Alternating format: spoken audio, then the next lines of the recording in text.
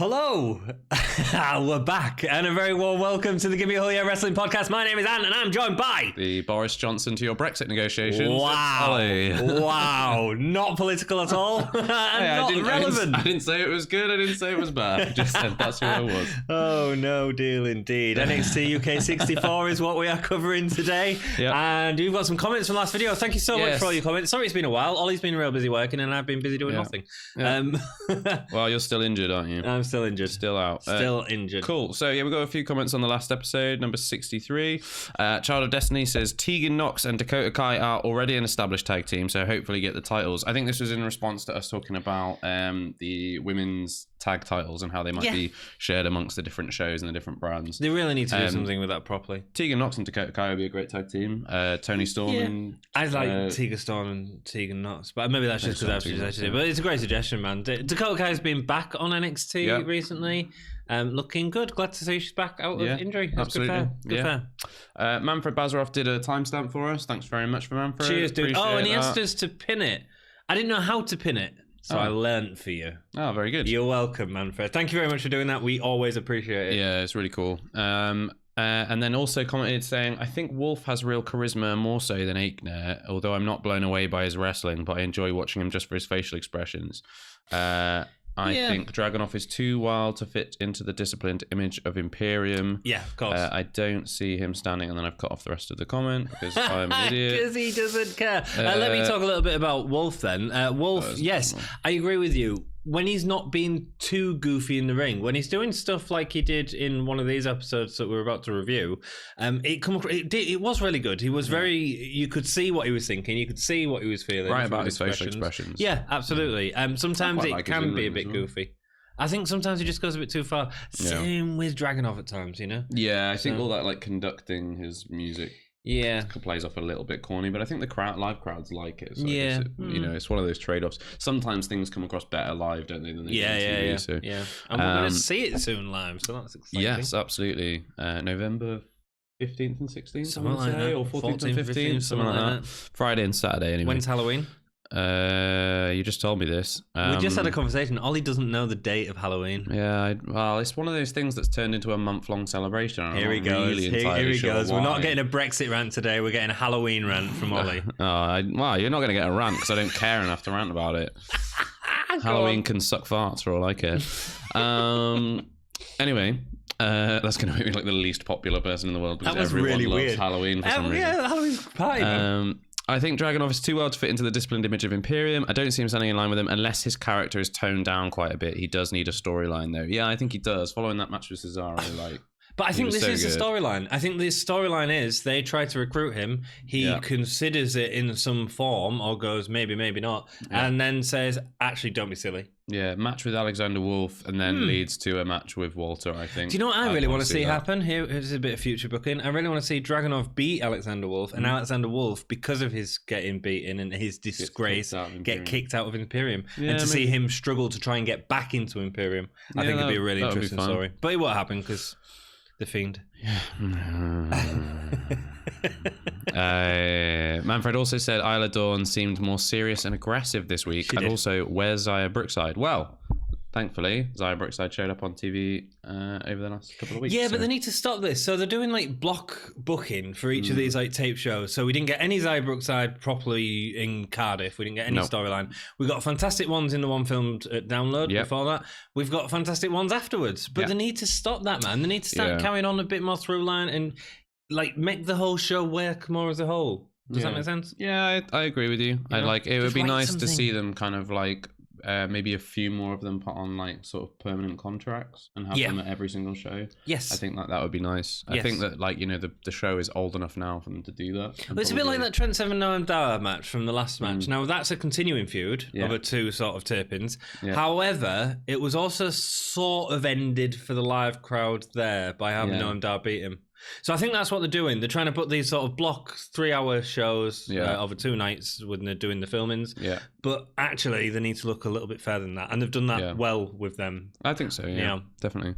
Tat Champaloo 88 says, all right, show. The only thing that caught my interest was the Dragunov Wolf segment. I think Imperium is looking to recruit him when Wolf said you should think about your future. I don't know. I could be wrong, though. You should think about your future. Yeah, I agree. Yeah, we think that's going to happen. What's happening. We just mentioned, I think, that we thought that's where they're going to go with it. But we do appreciate all of your comments. So write them down below. We'll get the episodes filmed as quickly as we can. Like I say, this isn't our full-time job, so forgive us for not getting these episodes out to you immediately. We do our best. Yeah, the last sort of couple of months or so, hasn't it? It's just been we've been a little bit slow on the uptake, but it's, it's that time of year. Just went back to like work just got super busy again, as it always does around this time of year. So apologies for that. But we do appreciate you still commenting on the videos, watching the videos. Last one, the videos got like a great response from people watching it. So we really appreciate that. Yep. Thank you. There's a lot of wrestling going on at the minute. There is so much wrestling going on at the Raw, moment. AEW, SmackDown, NXT, all this wrestling to watch. NXT UK. It's hard to fit it in for everyone. But the fact that you guys are doing that, but not only that, you're giving us a little bit of your time in a week to say, hey, we'll watch them lads from Hull. That means a lot to us. So thank you so much for that. Thank you very much. October the 10th. Yeah. Brentwood. Yeah. I didn't even know that Brentwood was a place before this. Neither did I. No David idea. Brent from The Office. No. Maybe it was named after him. Thing.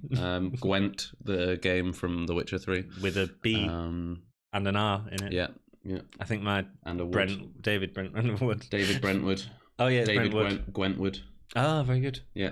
Or not. I don't know. I'm just talking saying rubbish words now. Rubbish. That's what you're listening to as well. Oh, what episode is this? 64? Yes, it is. But they don't do episode numbers anymore. But we're going to carry on. Because that's how we've done the format. Because we want to get to 69. Yeah. That's the only reason. Oh, yeah. That's coming up quickly, isn't it? Hey-o. Hey-o. Guy dressed as Henry VIII. There was a guy dressed as Henry VIII. Props. Also, yellow shirt guy who looks like Matt. Yeah. Was also sat in the front row, but on the opposite side this time. So we caught him a few times. So he was. He got his front row seats, but regulars. He didn't get the. Are we going to speak to him in Hull if he's there? Yeah, man. I'm going to go over and be like, yo. We're going to take. Do you know what else we're going to do in Hull? If you're going to Hull, come and see us. We're going to take some stickers. Yeah. Stickers. Give me a Hull, yeah. Hull, yes, indeed. That's going to be a party, man. I can't wait for that. Yeah, it's going to be really good laugh. Guy Justin is starting off some great chat. Off with his head. Yeah, off with his head. That's great. That's great. Yeah. That's cool. A lot of gesturing as well. Can you imagine if Henry VIII was a wrestler? I mean, he'd be like. It depends at what point in his lifetime. Yeah. Because like early on, he'd be like a Roman Reigns because he was like always regarded as like a big beefcake, wasn't he? But then he just ate and ended up more like Big Show in the 2000s. Yeah. Yeah. You know what I mean? Yeah. He also destroyed everyone that he was with. Yeah, murdered a lot of people. I was going to make a make a bad joke there. You can. I'm not going to do. Please do. No. Why? I think our last episode was really Chris bad. Benoit. Whoa! Don't do that, Joe. Whoa! Okay. Woo! No, moving on. There's no ramp in Brentwood. No, there's no ramp. It's sort of straight out into the ring, isn't it? Yeah. Bit of annoying. And it's really a really short distance as well. Yeah. And they've just left it really wide. Yeah. So when they're doing sort of suicide dives, which you always do from that side, they can sort of have nearly space. hit the LED wall. LED wall, yeah. The Hunt versus Pretty Deadly. Our first match. The match that everyone's been waiting for. You know, yeah, I get that.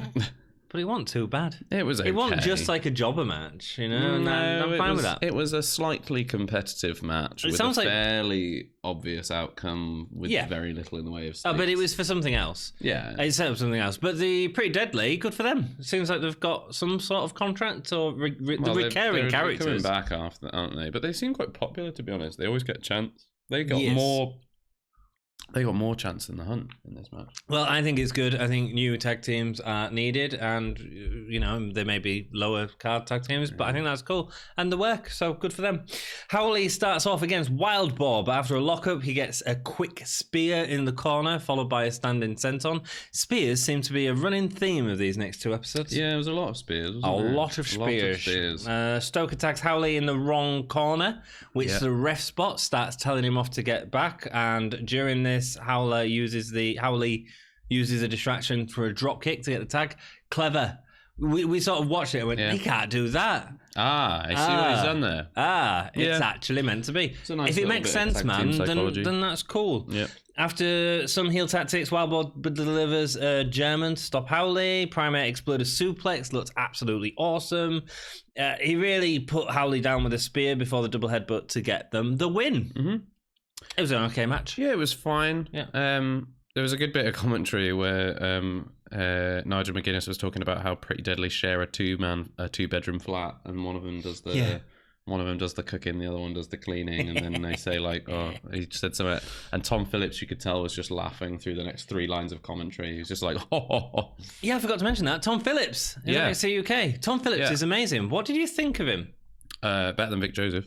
Yeah, I thought it was good. The only problem was that the audio levels, as we've had as an issue from the very beginning of NXT it's UK. WWE. They've been filming wrestling for years, and like they can't get the audio levels. 64. They can't get the audio levels right. Really annoying. Yeah. I thought Phillips was good. I don't think they've got the chemistry down yet, is what I'd say. No, I don't. Yeah, I think you're right, but I mean that will come with time. Because Nigel's great as sort of a colour commentary, but he's a very play-by-play colour commentary. Yeah. Nigel's just like everything. They could just give it to Nigel and Nigel could just talk. Just forever. commentator, yeah just one-man commentator, man. But it's going to take a while, I think, for Tom to sort of fit into But Tom Phillips, I think, has just got a good voice for it. I think he just Tom's great. Sounds good. But then he's American as well. Yeah, British show. Yeah, but that's fine. What? It's a WWE. It feels like it's like WWE's representative, isn't it? Yeah, and it's almost, I think, them trying to just lend a little bit of like. I'm glad he's still in a job. American credibility. He was like one of the best commentators on SmackDown, without a doubt. Yeah. Like he should have stayed there. I think. I don't think he's used to this sort of style yet, as well. I'd say. Yeah, maybe not. I think it was his does that make sense? Yeah, I think I know what you mean. Like, I don't think anything stood out particularly, but I just thought it was fairly solid, fairly fine. Yeah, no, I think there's a little bit of chemistry missing out, and I think it's just going to take a bit of time. But Nigel does that so well, you know.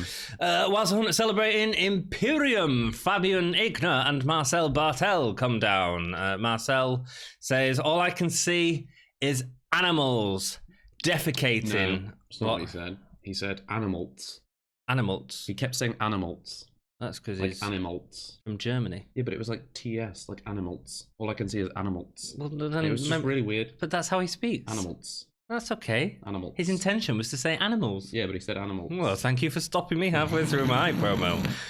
All you can see is animals defecating on the mat. Primate dives into Aichner. Did exactly what I did and cut off his promo midway through. He did indeed. Yeah. Wolf, Wild Ball comes down. Fighting, they're all fighting or brawling. Alexander Wolf comes in to not even the playing field. Give Imperium the advantage. The numbers game. And then they send the hunt into the steps. Yep. Great. And then they're like cuddling on the floor after that for a bit while Imperium stand over them doing that weird like... Someone missing in this, though. Yeah, where's Walter? Probably at NXT, trying to win the Wednesday Night War. Because they've completely butchered NXT UK by taking all the... Which is not going well. What is it, third week in a row AEW have got beating him in the ratings? Oh yeah, man, and NXT are just using people to... I think that's why baiting, I think that's why Grizzled Young Vets are very low-key. I think they're just saving them to bring a pop in the ratings when they need to, because that's all WWE seems to be able to do, as opposed to decent booking. They're getting blitzed at the moment, aren't they? They are, I think, yeah. I think so. Well, it's more about the numbers that they're losing, as opposed to AEW aren't losing as many numbers, which is the big sort of thing at the minute. So, but they'll be fine. They've got Finn Balor. We see Gabbert training for the main event, as well as a video package for Dragunov, keeping us in the loop on Dragunov. Yeah, cool. I'm excited that he's going to be back. Yeah, and I'm cool with that as well. Like, gives a little reminder, gives a little video package of what he's done. Because he was injured last time, wasn't he? Yes. Injured or just like, exhausted from having, like... Not medically cleared, I think, was the terminology they used. Whatever it is. Well, maybe Tony Storm and Walter and all these people that are at this event, like... Not medically cleared. It's not the Waltz. I don't know. There'll be a... Well, no, because he's been on NXT this whole time. Yeah, but I think the reason they didn't put Walter on this is because they've gone... we probably need him for this, so we won't use him in any storylines just in case it crosses over what we're going to do on a week-to-week basis with NXT. Do you know what I mean? Yeah, quite possibly. It just means that we're getting the Brock Lesnar treatment. We're getting what? The Brock Lesnar treatment, where your main guy holding the title is not present, which kind of sucks. We are going to talk about this further now. Like, okay, it's fine, yeah, and I'm cool with that. Get rid of Walter then. I'm okay with getting rid of Walter. I like Walter. I think he's great on NXT UK. But if you're gonna do that, like, get rid of. Just tell him he's gone. If he comes back, that's fine, right? But put that title on someone like Jordan Devlin. Give me a feud between Jordan Devlin and Connors, and I could actually suddenly believe again that someone could take the title, like Connors could take the title off Devlin. Yeah. And give us that competitiveness that we just Brock Lesnar, man. Yeah, we are getting Brock Lesnar, and I'm not happy about it. No, because we love NXT UK. Yeah. We love doing these reviews, and not having the champion on TV is a little bit. Yeah, he's got to remind you of something. Jack Starz versus Jordan Devlin is next. Devlin, he is very tanned. Yeah, he looks like a banana. He looks a bit like a banana. Yeah, like an Irish banana. He does, Irish banana. What's the difference between an Irish banana and a? The Irish bananas are still green. That's like nearly a joke. Nearly a joke. That was quite good. Well I done. thought that up on the spot as well. Yeah, I know you did. I was just trying to think if it worked as a joke. I know, yeah. I was trying to think, did it have a through line? Did I get it? And I went no, but I was really good. Really impressed with you. Well done. Thanks. Starz gets into Starz gets loads of offense against Jordan Devlin. Yeah, what's going on here? What? Jack Starz has literally been booked as like jobber. Yeah, like he's basically. Have you ever seen that? Who is it? There's a match where is it Ibushi? No, it's not Ibushi. I can't remember. Somebody fights a blow-up doll. Kota Ibushi. Is it Kota Ibushi? Yeah. Fights a blow-up doll for like 25 minutes or something. It's great. And it's absolutely amazing. And the blow-up doll nearly beats him. And that's how I felt about Jack Starz. I know. I felt like this is a blow-up doll nearly beating Jordan Devlin. Like, he's the equivalent. Why did WWE waste the money? Why not just get a blow-up doll? Yeah. Well, I mean, everyone does have their way with him, so... it was... too much offense, man. And it wasn't just like offense with like the tiny little chops to try and get it back into it. It was like gorilla press slam. Yeah, like some big power moves. And I was like, this is Jack Starz we're talking about here. Devlin gets back into the match and Jack Starz gets another gorilla press slam. Like, by all accounts, Jack Starz is supposed to be like an amazing wrestler. Like, you hear people talking about him, and he's one of the ones that people. I bet he is, man, but he hasn't been booked like that. Yeah, but he hasn't been booked like that. So you can't. It's not believable for him to just suddenly be getting loads of offense. And you don't turn it with Jordan Devlin. If you're going to turn it, you turn it with Connors and Ligero and that sort of level of people, as opposed to this guy who's got a great storyline of saying, I deserve to be main event. It don't work. Yeah. Nasty stomp on Star's head. Devlin was being nasty. Yeah, some of those strikes have some real mustard behind them. The mustard. Mustard. Yeah. Why mustard? It's just, that's the expression, isn't it? Is it? I don't know. I've never heard it. Yeah, those strikes got some mustard behind them. It just means they're a bit hot. They're a bit hot. They're a bit spicy. Oh. They're a bit... So they're like French mustard as opposed to English mustard. Oh, no, English mustard's spicy. Is it hot? Yeah. Have you never had English mustard? I'm not a mustard Coleman's English mustard. It does that thing where it goes up your nose and it's like... Does it? Yeah, it's really snort good. Mustard. I quite like it. What, snorting mustard? I used to have, when I used to eat meat, I used to have a ham sandwich. I used to absolutely coat Coleman's on it. Wow. And then I'd breathe in through my nose deliberately and it'd be like... You do that thing where you're like, oh, this is going to be painful. But yeah. But I know that I'm going to love it. Nice. Dijon you're a sadist. Like sweet. You're a sadist. Devlin, masochist, aren't I? You can be both. Yeah. Devlin delivers his moves with enough finesse to make things sort of visually appealing to watch. Yeah. Devlin is great. I just didn't like the start of the match, so even when he is sort of getting that, I'm still like not over the start of the match. He continues to dominate Jack Starz, backbreakers, punches up vicious. Starz puts Devlin down with a dropkick. If it was that spot alone in the match, I would have been fine. But because of the sort of big power moves, that just annoyed me. Yeah. Devlin does an awesome spinning cutter from the apron. Whoa! It's really nice. It was like, pooh. Devlin's just so good, though. He is. It was better than a cutter in another match that's coming up. That was weird. Oh, yeah. That was weird. I forgot about that. Cool, Devlin wins. Surprise. Yeah. But you know what? I like the finish because he gets him with the cutter, makes the 2 count, lets him out at 2, kicks him in the head a bunch of times, and then hits him with the Devlin side. Devlin side. Devlin side. Do you get it? Because it's like Devlin side. It's Devlin side. It's like a devil inside. Devlin side. Puns. WWE loves puns. Your banana joke was better. What than their puns? Yeah. He takes to the mic to complain. No, I don't mind that.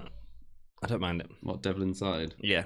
It's only because I like the Slipknot song. I like Devil Irish Call Inside. better. Irish Call's way better. Irish yeah, Call's I agree. a cool name.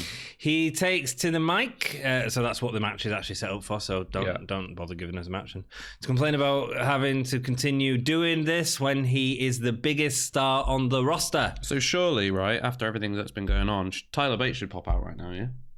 Yeah, Tyler Bates should be coming out. Should be coming out. Yeah, should be coming out. Don't think he's there. Any minute now. Tyler Bates going to come out. Nope. Dave Mastiff comes out. Takes the mic off him and offers a match with Devlin right now. Devlin walks off. Ooh. Mastiff and Devlin. I think it's great. I think these two will put on an absolute class act. I don't know who's going over. I like the fact that I don't know who's going over, similar to Mastiff Coffee. And I think it's going to make a star out of one of them.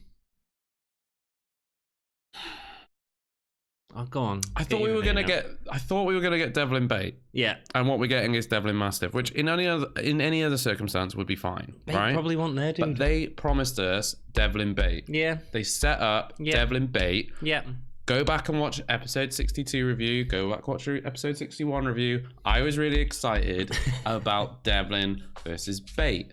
And then we get to this match and I'm like, ooh, Christmas has come early. Not Halloween, because I don't care about it. Christmas has come early. We're going to start this Jordan Devlin, Tyler Bate feud. We're going to get some good slapping wrestling. your hands in the mic. Hands. That's what happens when I get mad. This is WWE and this is my hand. Bad WWE. Bad. Yeah, I thought we were going to get Tyler Bate and Jordan Devlin. And while Jordan Devlin and Dave Mastiff is going to be great. I'm sure it's going to be fun. It's a good feud. Yep. It's not Tyler Bate versus Jordan Devlin. Dude, I've just accepted the fact that we've just taste in my mouth no matter what. We've been butchered. At least we're Ripley's there for now. Well, yeah, she's going to leave there, isn't she? She is. Yeah. And they're going to ruin the Fiend, and they're losing what the do you Wednesday mean night. Going to ruin the Fiend? He's gone. They've ruined the Fiend. He's gone. They're going to lose. No, I tell you when they'll save him. They'll save him at Crown Jewel. Yeah, that's happening, isn't it? I think we might do a reactions live team to Crown Jewel because I think it's going to be awful. The next match, are you happy to move on or do you want to moan about not getting Tyler? No, it's fine. It's fine. I mean, it'll be good, but I'm just disappointed. I'm just disappointed. It's like... Be positive. You know, at Christmas, like there's that... When you're a kid, there's that thing that you really want and like... So WWE action that figure. Your grandma's getting it for you. I want a Finn Balor WWE action figure. Yeah, and they're like... and your grandma's like, oh, I know that you really like that WWE and you really like those action figures. And you're like, yeah. And, they go, and I've got you your favourite one, the one you're really going to like. And you're like, oh, yeah. Ah, John Cena. Oh, no, it could be worse than that. The Miz. G.I. Joe. Dolph Ziggler. Oh, no. Oh, you really like that Dolph Ziggler one, don't you? I feel your pain now. Do you know, Dom got me a Dolph Ziggler. Yeah. No. Oh, God. Plonker. You got me a John Cena action figure for my birthday. Yeah. You want about disappointment? But I think now you're using him as a... Well, you did, yeah. And Triple H. Was it Battle Pack? I don't know. Yeah, you can get me Triple H. I don't know. They weren't boxed, so they could come from anywhere. Did you find them in the street? Yeah. Nice. I found them in a bin bag. Cool. So, but another nice thing about this. So, Mastiff comes out to challenge Devlin. Devlin walks off. Oh no, I'm afraid. Mastiff is in the next match. Clever transitions, man. Yeah. Whoever's writing this, there's a couple of these coming up. Really nice. Dave Mastiff is in the next match against Kenny Williams, the Lockian. I'm going to make a slight comment on that transition thing, and I really like it. Yep. I do really like it. Are you going to moan about the adverts? No, my problem is that I think this is just going to be another one of those things that they do for 1 week, and then we both get really excited about it. It was like those Gallus promos where they were sat around in a greasy spoon or a pub and talking about we're our kingdom. Wait, they're Scottish, aren't they? This is our kingdom, and we're gonna get it back, and we're here in the pub, and and you think oh, this is great. This is a really good idea, and then they drop it the next week. And they should have just been in different locations saying this is our kingdom. Yeah. As the just self-scanning beep beep. Would you like any help, sir? This is our kingdom. Cool. You know what I mean? I know what you mean, man. Just continue the thing. There's that a you've callback for those that have been watching us for a while. That was a reference to a very early episode. Kenny Williams versus Dave Mastiff is next. Yes. Yeah. No, production. There's been some guy from Progress has joined them as part of the team. Now Progress I wonder gone now? if say again. Isn't Progress gone now? I Is don't it Progress that's gone? I think that might be what is there because I think Progress might have closed. Have they bought them out? I don't know, man. I'd need to check. I might be wrong on that. Hey, I'm sure I I tell saw you an what, article about it. right? I'm not even going to look it up because we've got a load of awesome viewers. Oh, yeah, Manfred they will just be like, oh, yeah, so yeah, of course it did. It was on this day, and we'll be like, oh, cheers. Oh yeah, cheers, dude. Cool. Can't wait to learn about that in the next not the next episode. Yeah. Kenny Williams versus Dave Mastiff. Mastiff dominates the early part of the match, but Kenny struggles to use his speed to put him down with a crucifix. Being sent over the top rope leads to Andrews tweaking his ankle, which plays into the rest of the match. And although he's asked if he wants to continue, he tries to run from an Irish whip and just falls over.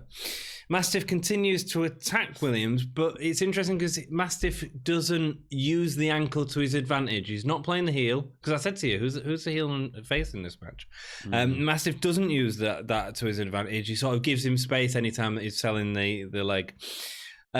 Williams moves out of the way of a senton, leaving Mastiff to oversell a senton for way too long. Williams goes back for a cutter off the ropes. Well, it is, isn't it? I mean, he lies on the floor for ages.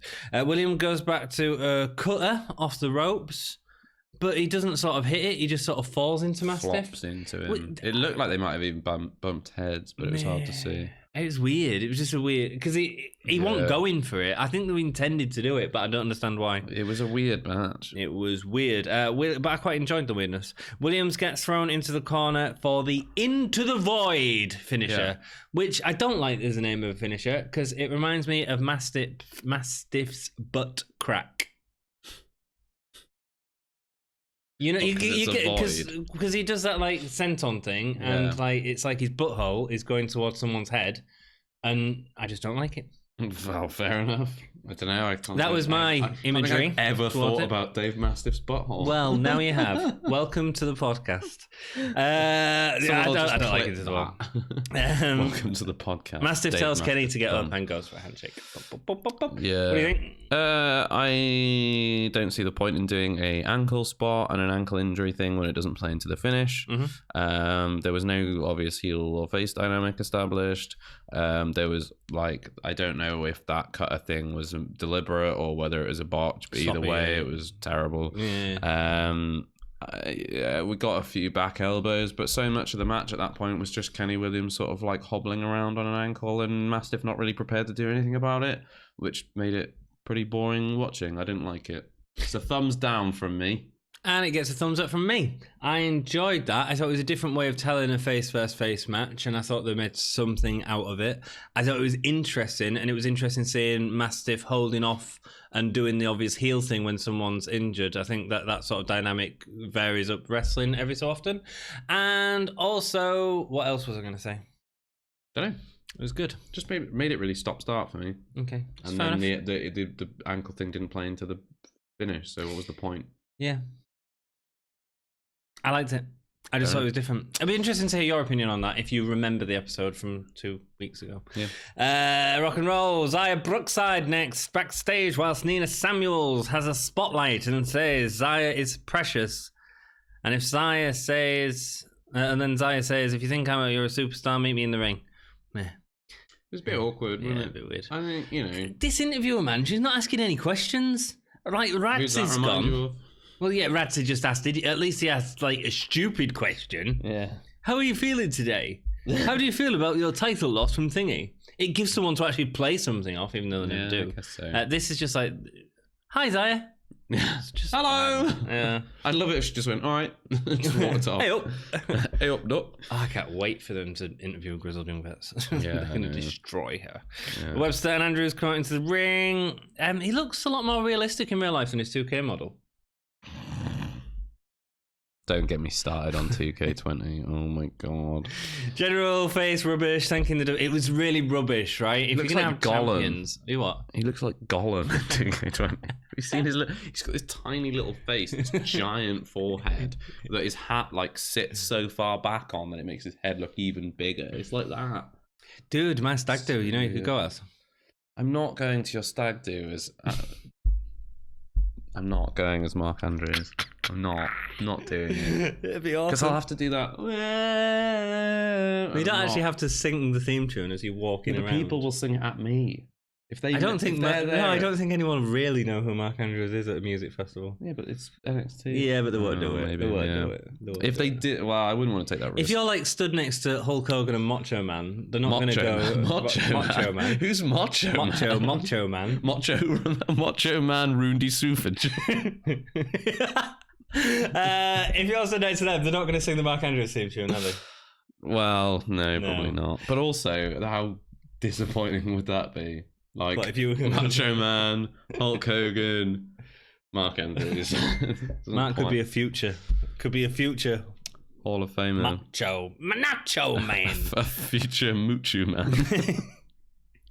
Blah blah blah. Right, so they're talking rubbish. Thank you, WWE Universe. Without you, it wouldn't have been possible. It's tribe, man. It's absolute tribe. I get it, right? I get let's establish with faces, but give them something to work with, man. Yeah. I'll tell you what. If I'm the reason that you won, I want like a stake in those belts. Yeah, I want some part money. Of the belt. Like, give me some money. Yeah. Not getting it. You Welsh wet wipes. Give Not me some money. Getting it. They will define the title anytime. Cue Gallus' music. Yeah, they stand behind the announcers. Like, well, defend anytime, anywhere, from anyone, and then Gallus' music played, and you went, oh. Like as if that wasn't going to happen. Yeah. Like, all right, you just said you'll face anyone. You should be like, all right, cool, let's go. He's like, oh no, not these guys. Do you know what annoyed me a slight bit? Apart from you. Do you know what annoyed me a slight bit about this? The match had already been set up, so I don't see what the shock was or anything. Yeah, I mean, it's to set it up for the live crowd there, and I understand that. But like, you don't need to show us it if we already know that. Yeah, does that make sense? Yeah. Stop talking sense. It's WWE. Yeah. We need a new segment, which is like, yeah, these are questions you don't have to ask because WWE is insane. There we go. Yeah, it's an answer to a lot of things. Lads, we would be impressed if we wasn't so embarrassed. Stop sucking up to everyone. Never agreed with Gallus before. They've always talked absolute tripe. This is our kingdom. What was the other one that they started doing? Oh, Gallus Boys on top. Oh, Gallus Boys on top. Which just sounds seedy. Gallus Boys on top. I really agreed with Gallus here. I wanted them to shut up. Yeah, they're kind of like, oh, thanks everyone. It's a little bit like not just is it like sort of needy, it's also like super patronizing. It really is. I found it really like awkward to watch them go like, oh, thank you so much. Thank you everyone. Thank you so much. That's real loud. Noam Dar with Alicia, the interviewer. Alicia. Yeah. Noam Dar says Ed deserved to win. Oh no, he. It's changed Ed. It on my. I was thinking, who the devil is Ed? Noam Dar says he deserves to win, and a win's a win, and he wants to put it behind him because he used Healy tactics, putting Trent Seven's towel down his underpants, and then kissed it afterwards. He did a big kiss, super weird, a crotch kiss. He's drawn stuff all over it as well, and some of it looks suspiciously like it might have been men's genitalia. It's great. It's good. Side. I like it. Seven comes down. Scarlett gets between them. No, don't fight. We'll settle this in the ring in 2 weeks' time. Cool. We're getting that in 2 weeks. That'll be good. Like, we've already settled it. Yeah, but I like it. I like him. It makes sense for him. Makes sense for Seven. It's great. Niven. Who should win that match? Seven. Seven should win. Yeah, and then it should go on to a third. And I'll let you know who I think should win. You want a third out of it? Yeah, right. Okay. Yeah, I don't want one and done. Interesting. Niven is only thinking about Kaylee Ray, but Ginny comes in. You in the second match, you recall the towel spot, but you turn it on Dar. Don't know how, but that's. Well, and then the third one is. And then the third one is Noam Dar getting his match and then you've got that sort of 50-50 booking, but then I want a winner. Okay. You know, I don't just want Seven to get his win back. All right. Niven is only thinking about that's called booking. Niven is only thinking about Kaylee Ray, but Ginny comes in and says she's the next champion before she gets beat by Gabbert from behind, because we're getting Niven and Gabbert next week. Yeah. South Wales subculture or the Welsh wet wipes get asked about their challenge next week, but grizzled young vets interrupt. Nice to see the boys back. Yep. Number one on top. Liverpool's number one. Soon to be. On NXT, probably. Yeah, I think that's why they're keeping away from anything. Yeah. Interrupt straight away saying no matter what happens next week, the titles will come back to them. do you know what? Like, looking at the segment earlier and then looking at this one, it just puts it plain as day how much better Zach Gibson and the Grizzled Young Veterans are at talking. Stars, aren't they? Yeah, they're just better at talking than any of the other tag teams on the roster. Are they? And you know what? James Drake doesn't even say anything. And he doesn't say anything. So this speaks volumes for Zach Gibson. Quite a quick main event here. Niven versus Gabbert with Ginny. Yeah. Ginny! Or Jazzy, as they've affectionately become known. No, she is Jazzy. They're Jizzy. Oh, they're Jizzy, sorry. Yeah, because it's Getting the Jenny joke and wrong. Jazzy, yeah.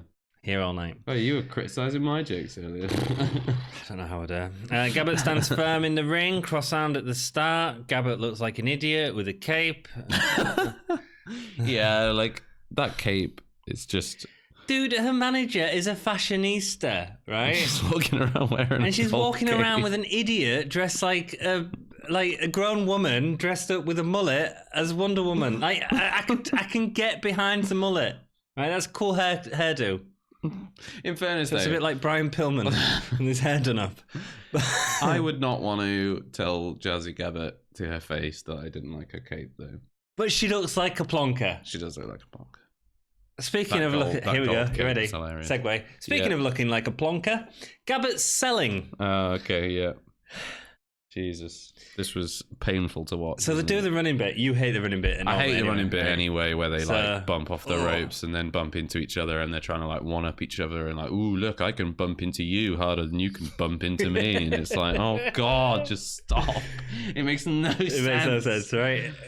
Gabbert selling. Oh God. Whoa.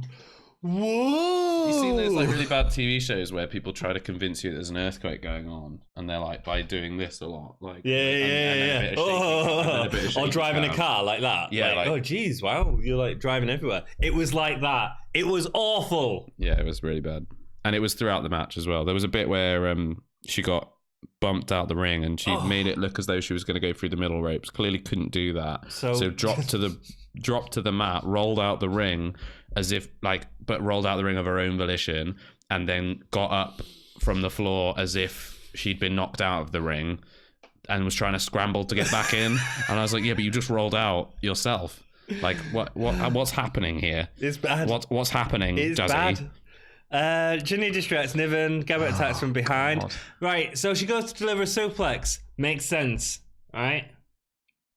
Mm-hmm. She doesn't get it. Mm-hmm. Niven sort of battles her off a bit. Yeah. Gabbert goes for a punch. Yeah. A spot where someone was set up for you to deliver a power move that maybe even Gabbert would have delivered, because Niven could have jumped back into it. Yeah. Could have been sold. Ends up in a punch. Yeah. Yeah. Use the opportunity, you know? Yeah. Tell the story, man. Gabbert delivers a front-facing slam, which looked...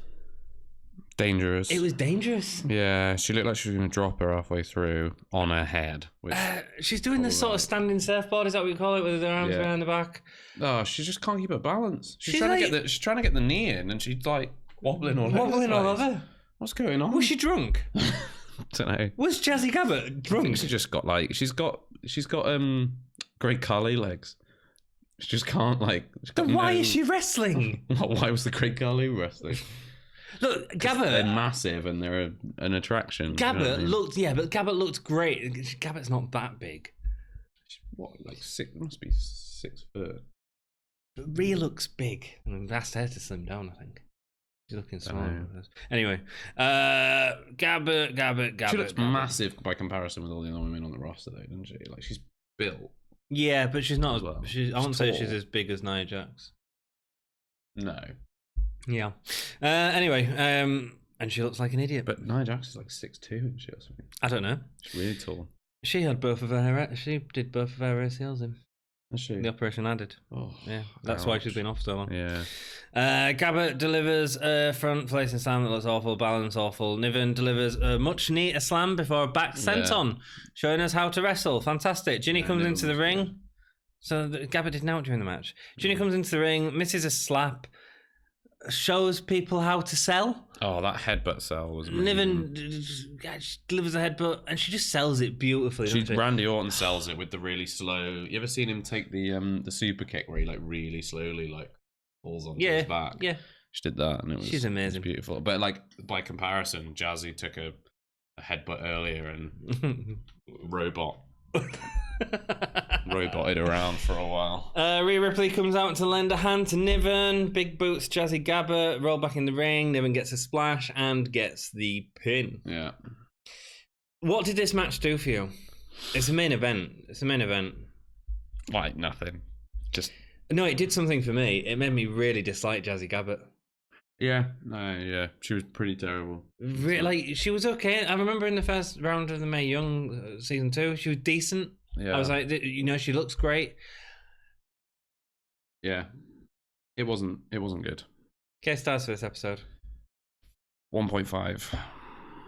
I'm not even sure. Looking back over it, that I agree with that. It might even be like 0.75. I really didn't like this episode at all. I think I like the way it set up stories, and I like the transitions, and there's bits I found I liked in the episode. The wrestling, a lot of it put me off. Best match. I really struggled with this. Our best match is going to be different, I think. Yeah, go on. I put The Hunt and Pretty Deadly.